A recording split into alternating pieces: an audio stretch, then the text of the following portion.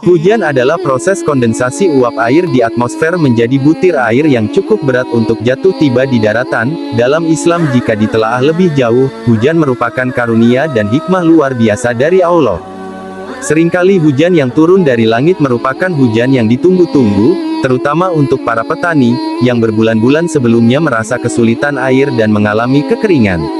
Namun, sebagian orang ketika hujan datang akan mengeluh karena menghalangi pekerjaan di luar rumah. Disarikan dari berbagai sumber, berikut ini sejumlah hikmah dan manfaat hujan dalam pandangan Islam. 1. Hujan adalah berkah. Dalam Al-Quran terdapat ungkapan bahwa hujan adalah berkah. Hal ini sebagaimana difirmankan dalam kitab suci, Al-Quran, yaitu, "Dan kami turunkan dari langit air yang penuh keberkahan lalu kami tumbuhkan dengan air itu pohon-pohon dan biji-biji tanaman yang diketam." Quran Surat Ka'af ayat 9.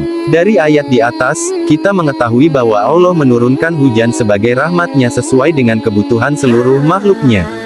2. Rahmat Allah yang selalu cukup bagi makhluk-Nya. Hujan turun sebagai bentuk dari keseimbangan alam yang Allah ciptakan.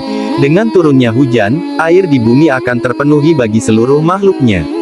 Dalam surat Az-Zukhruf ayat 11, Allah berfirman, "Dan yang menurunkan air dari langit menurut kadar yang diperlukan, lalu kami hidupkan dengan air itu negeri yang mati, seperti itulah kamu akan dikeluarkan dari dalam kubur."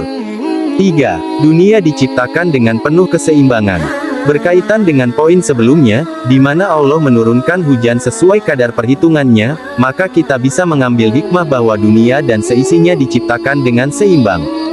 Tidak ada kelebihan atau kekurangan yang diberikan Allah.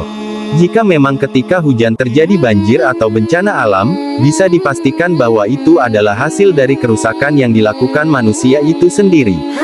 4. Sebagai alat bersuci hamba-hamba Allah.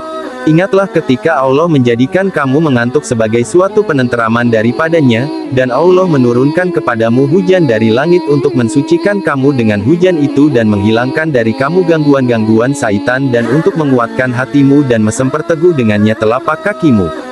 Quran Surat Al-Anfal 11. 5. Sebagai pengingat bagi manusia. Dalam hadits dikatakan, bahwa Nabi Muhammad begitu khawatir pada saat muncul mendung, jangan-jangan akan datang azab dan kemurkaan Allah.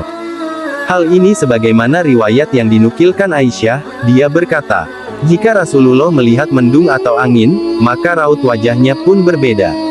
Aisyah berkata, "Wahai Rasulullah, jika orang-orang melihat mendung, mereka akan begitu girang. Mereka mengharap-harap agar hujan segera turun.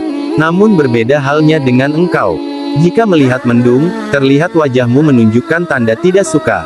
Beliau pun bersabda, "Wahai Aisyah, apa yang bisa membuatku merasa aman? Siapa tahu ini adalah azab. Dan pernah suatu kaum diberi azab dengan datangnya angin, setelah itu. Kaum tersebut yaitu kaum Ad ketika melihat azab, mereka mengatakan, ini adalah awan yang akan menurunkan hujan kepada kita." Hadis riwayat Bukhari dan Muslim.